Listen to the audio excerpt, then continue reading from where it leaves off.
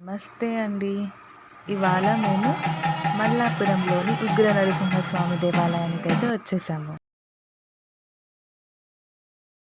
విష్ణు అవతారమైన నరసింహస్వామి జయంతి సందర్భంగా ఇక్కడ లక్ష్మీ నరసింహస్వాముల కళ్యాణం అయితే జరిగిపోతుంది. మీరు కూడా చూసేయండి.